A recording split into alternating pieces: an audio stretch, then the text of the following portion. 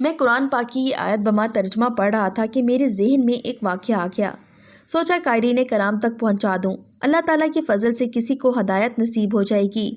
کنز ایمان اور بدکاری کے پاس نہ جاؤ، بے شک وہ بے حیائی ہے اور بہت ہی بری راہ۔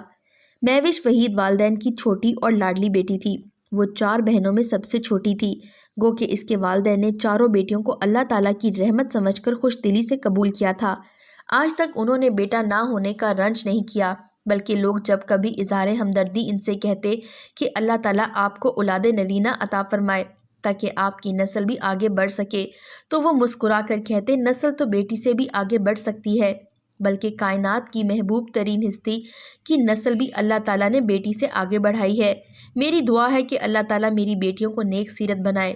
مہوش سے اس کے والد کی محبت کا یہ عالم تھا کہ مہوش نے ایک بار بچوں والی سائیکل لینے کی خواہش کا اظہار کیا تھا، اور چونکہ گھر میں گزر بسر فقط مزدوری پر تھی، اس لیے بچوں کی خواہش پوری کرنے کی استطاعت نہ تھی، لہٰذا اس کے والد نے اسے بہلا کر ٹالنا چاہا، مگر وہ کچھ دیر بہلنے کے بعد بھی دوبارہ ضد کرنے لگتی اور رونے لگتی، تو اس کا باپ کسی سے ادھار پکڑ کر اسے کندھے پر بٹھا کر شہر لے گیا، وہاں سے اسے اس کی پسند کی سائیکل دلائی، اور واپسی پر ایک کندھے پر سائیکل اور دوسرے کندھے پر مہوش کو اٹھائے ہوئے گھر آ گیا۔ گھر پہنچتے ہی مہوش کی ماں نے انتہائی افسردہ لہجے میں شکوہ کیا کہ وہ بچی تھی، تھوڑی دیر رو دھو کر بہل جاتی، تمہیں کیا ضرورت تھی کہ کسی سے ادھار لے کر سائیکل خریدنے کی؟ جس پر مہوش کے والد نے نم آنکھوں کے ساتھ جواب دیا کہ میری بیٹی ضد کر رہی تھی، سائیکل کے لیے رو رہی تھی۔ جب میں نے بیٹی کی آنکھوں میں آنسو دیکھے تو مجھے میدان حشر یاد آ گیا۔ مجھے لگا کہ اگر بروز قیامت اللہ تعالیٰ نے مجھ سے پوچھیں گے کہ ہم نے تم کو اپنی رحمت سے 4 بار نوازا، تم بجائے شکر گزار ہونے کے ان معصوموں کو رلاتے رہے، جبکہ ہمارا وعدہ تھا جس کو ہم بیٹی دیتے ہیں اس کا بازو بنتے ہیں۔ بس یہ سوچ کر میں مہوش کے آنسوؤں کے سامنے ہار گیا۔ شوہر کی بات سن کر مہوش کی ماں بھی خاموش ہو گئی، جبکہ مہوش کے باپ نے قرض کے بدلے قرض دینے والے گھر میں عام مزدوری سے کم اجرت پر کام کر کے بہت مشقت سے قرض چکایا تھا۔ مہوش کے والدین نے چاروں بیٹیوں کو بہترین تعلیم و تربیت دلوائی، جبکہ اسلامی تعلیمات گھر پر دیں۔ انہوں نے چاروں بہنوں کو قرآن پاک بما ترجمہ پڑھایا، اچھے برے کی تمیز سکھائی، اللہ تعالیٰ کی رضا اور غضب کے بارے میں بتایا، اور اپنی طرف سے بہترین رشتے ڈھونڈ کر بڑی تینوں بیٹیوں کو رخصت کر دیا، جبکہ مہوش ابھی زیر تعلیم تھی۔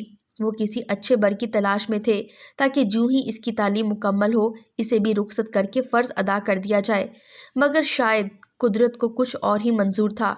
وہ مہوش جس کی ہر ضد پوری کی گئی تھی، جس کی ضد پر پہلی بار اس کا باپ مقروض ہوا تھا، جس کی آنکھوں کے آنسو اس کے باپ کو میدان حشر میں جواب دیدہ بنا دیتے تھے، اتنے لاڈوں کے باوجود انہوں نے اس کی تربیت میں کوئی کمی نہ چھوڑی تھی، اسے اچھے برے کا فرق سمجھایا تھا، مگر افسوس کہ مہوش نے سب کچھ جانتے ہوئے غلط راہ کا انتخاب کر لیا تھا۔ مہوش نے سب سے چھپا کر اپنے ہی بہنوئی سے غلط تعلقات قائم کر لیے تھے۔ بات فقط تعلق تک نہ رہی بلکہ انہوں نے گناہ کی تمام حدودوں کو پار کر لیا۔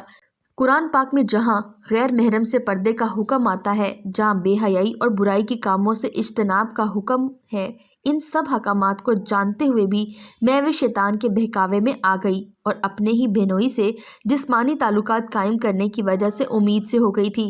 اب وہ اپنا گناہ چھپانے کے لیے بہنوئی سے بس ضد تھی کہ وہ اس کی بہن کو طلاق دے کر اس سے نکاح کرے، مگر وہ باپ تھا جو مہوش کی ضد اور آنسوؤں کے سامنے ہار جاتا تھا، جو اسے روتے ہوئے دیکھ کر کہتا تھا کہ میں روز محشر اللہ تعالیٰ کو ان آنسوؤں کا حساب دینے سے ڈرتا ہوں۔ اب مہوش کے سامنے اس کا باپ نہیں بہنوئی تھا، یعنی ایک غیر محرم مرد، اور میں ہر تحریر میں کہتا ہوں غیر محرم مرد عورت کے لیے درندہ ہے۔ مہوش کا بہنوئی بھی اس کے لیے درندہ ثابت ہوا تھا۔ جب مہوش نے محسوس کیا کہ اس کی منتوں، التجاؤں اور آنسوؤں سے اس کے بہنوئی پر کوئی اثر نہیں، تو مہوش نے اس کی گناہ کا پردہ چاک کرنے کی اس کو دھمکی دی، جس پر اس کے بہنوئی نے اسے ویرانے میں بلا کر جوس میں زہر ملا کر پلایا، مگر زہر کھا کر مرنے سے کچھ ٹائم لگتا اور درندے کے پاس اتنا ٹائم تھا۔ اس نے اپنے دوست کے ساتھ مل کر مرتی ہوئی مہوش ایک بار پھر بے آبرو کی، اور اپنی ہوس مٹا لینے کے بعد اسے گلا دبا کر قتل کر کے وہیں دفنا دیا گیا۔ آج 3 ماہ بعد مہوش کا بہنوئی گرفتار ہوا تو مہوش کی لاش برآمد کی گئی۔ مہوش کو اتنی زیادہ مقدار میں زہر دیا گیا تھا کہ اسے کھانے والے کیڑے بھی اس کی لاش پر ہی مرے پڑے تھے۔ اتنی بہترین تربیت کے بعد بھی بیٹی کا ایسا قدم اٹھانا مہوش کے والدین کو صدمے سے دچار کر گیا تھا۔ وہ بھی یک کے بعد دیگرے چل بسے تھے۔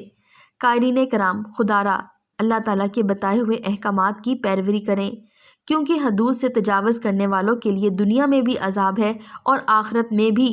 مہوش کی مثال آپ کے سامنے ہے۔ گرمی کی شدت اور لو نے میرا سانس لینا محال کیا ہوا تھا اور اوپر سے گاڑی کا AC بھی کام کرنا چھوڑ گیا تھا۔ میں نے گاڑی کی ہیٹ کم کرنے اور تھوڑی تازہ ہوا کھانے کے لیے گاڑی سڑک کے کنارے چھاؤں میں کھڑی کر دی اور خود گاڑی سے باہر نکل کر اپنی قسمت کو کوسنے لگا۔ یہ AC نے بھی آج ہی خراب ہونا تھا۔ میں منہ میں بڑبڑا رہا تھا کہ اچانک مجھے ایک معصوم سی آواز نے اپنی طرف متوجہ کیا۔ صاحب جی، میرے بھائی نے صبح سے کچھ نہیں کھایا۔ صبح سے میری کوئی پینسل نہیں بکی۔ یہ کوئی 12 سے 13 سالہ بچی تھی جو ایک ہاتھ میں پینسلوں کا بنڈل اور دوسرے ہاتھ کی انگلی اپنے چھوٹے بھائی کے ہاتھ میں تھمائے مجھ سے مخاطب تھی۔ اس کا چھوٹا بھائی عجیب سی سوالیہ نظروں سے کبھی میرے چہرے اور کبھی اپنی بہن کو دیکھ رہا تھا۔ صاحب جی، لے لو نا ایک پینسل، صرف 10 روپے کی ہے۔ بچی نے ایک بار پھر مجھ سے اصرار کیا۔ میرا گرمی سے برا حال تھا۔ جی چاہا کہ ان دونوں کو جھڑکی دے کر یہاں سے بھگا دوں، مگر پھر نہ جانے کیوں نہ چاہتے ہوئے میرا ہاتھ میری جیب میں چلا گیا۔ میں نے والیٹ نکالا اور 50 کا نوٹ بچی کی طرف کر دیا اور خود ہی خود میں بڑا سخی بن کر اسے تکبرانہ لہجے میں بولا، یہ لو۔ بچی میرے لہجے سے بے نیاز جلدی سے بولی، صاحب جی کتنی پینسلیں دوں؟ 10 کی 1 ہے اور 50 کی 5۔ اس کی آواز اور آنکھوں میں عجیب سی خوشی تھی۔ صاحب جی 5 لے لو، میں نے بھی صبح سے کچھ نہیں کھایا، میں بھی بھوکی ہوں۔ اور وہ پینسلیں گننا شروع ہو گئی۔ مجھے اس پر عجیب سا غصہ آنے لگا اور دوسری طرف منہ پھیر کر میں نے بولا، لے جاؤ پیسے اور جان چھوڑو، نہیں چاہیے مجھے پینسل۔ دوسری طرف کوئی جواب نہیں تھا، بس خاموشی تھی۔ چند لمحوں کے بعد یہ سوچ کر میں نے رخ پیچھے پھیرا کہ وہ دونوں جا چکے ہوں گے، مگر میرا اندازہ غلط نکلا۔ بچی کی آنکھوں میں نمی تھی اور اس کی آواز اس کے حلق میں دبی تھی۔ 50 کا نوٹ میری طرف بڑھا کر اس نے بہت مشکل سے مجھے بولا، نہیں صاحب جی، میں بھیک نہیں مانگتی۔ ماں کہتی ہے جو بھیک مانگتے ہیں قیامت والے دن ان کے ماتھے پر سیاہ داغ ہوگا۔ یہ کہہ کر اس نے 50 کا نوٹ میرے ہاتھ میں تھما دیا اور اپنے بھائی کا ہاتھ پکڑ کر واپس مڑ گئی۔ میں پھٹی ہوئی آنکھوں سے انہیں جاتا ہوا دیکھ رہا تھا۔ مجھے میرا دل کسی بہت ہی گہری کھائی میں جاتا ہوا محسوس ہو رہا تھا۔ اس کا یہ جملہ میرے کانوں اور ذہن میں زور زور سے گونج رہا تھا۔ ماں کہتی ہے جو بھیک مانگتے ہیں قیامت والے دن ان کے ماتھے پر سیاہ داغ ہوگا۔ میرا جسم پسینے میں تر ہو گیا، مگر اب کی بار یہ گرمی کا پسینہ نہیں، ندامت اور شرمندگی کا پسینہ تھا۔ میں خود کو بہت چھوٹا اور حقیر سمجھ رہا تھا، جو کہ بالکل سچ تھا۔ اس دفعہ میری آواز میرے حلق میں کانٹے کی طرح چبھ رہی تھی اور میں انہیں جاتا ہوا دیکھ رہا تھا۔ بہت مشکل سے میں نے انہیں آواز دی، ٹھہرو بیٹا۔ میری آواز بڑبڑائی ہوئی تھی۔ میری آواز پہ دونوں بہن بھائی نے مڑ کر میری طرف دیکھا اور ان کی آنکھوں میں آنسو تھے۔ میں نے بہت مشکل سے اپنے آنسو ضبط کرتے ہوئے پوچھا، کتنی پینسلیں ہیں تمہارے پاس؟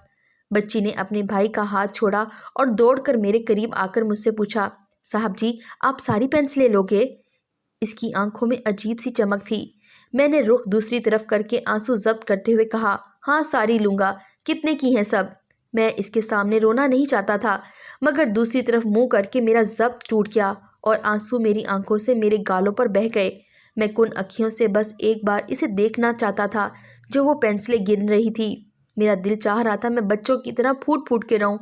صاحب جی 9 پینسلیں ہیں ساری، 10 روپے کے حساب سے 90 روپے بنیں گے۔ وہ میری طرف پینسلیں کر کے حساب بتا رہی تھی۔ میں نے والیٹ سے 10 روپے کا نوٹ نکالا اور اسے تھما دیا۔ اس نے بھائی کے ہاتھ سے 10 کا اکلوتا نوٹ پکڑا جو کہ شاید صبح سے اب تک کی کمائی تھی اور میرے ہاتھوں میں دیتے ہوئے بولی، شکریہ صاحب جی، میں چاہتا تھا کہ اس کے معصوم اور ننھے ہاتھ چوم لوں اور میرے والیٹ میں جتنے پیسے ہیں سب انہیں دے دوں، مگر اس کی خودداری میں دیکھ چکا تھا۔ میں انہیں دور جاتا ہوا دیکھ رہا تھا اور میری آنکھوں میں اب کی بار خوشی اور احساس کے آنسو تھے۔ وہ پینسلیں آج بھی میرے پاس ہیں۔ انہیں جب بھی دیکھتا ہوں عجیب سے دلکش احساس میں گم ہو جاتا ہوں اور وہی جملہ میری سوچوں میں بار بار گونجتا ہے، ماں کہتی ہے جو بھیک مانگتے ہیں قیامت والے دن ان کے ماتھے پر سیاہ داغ ہوگا۔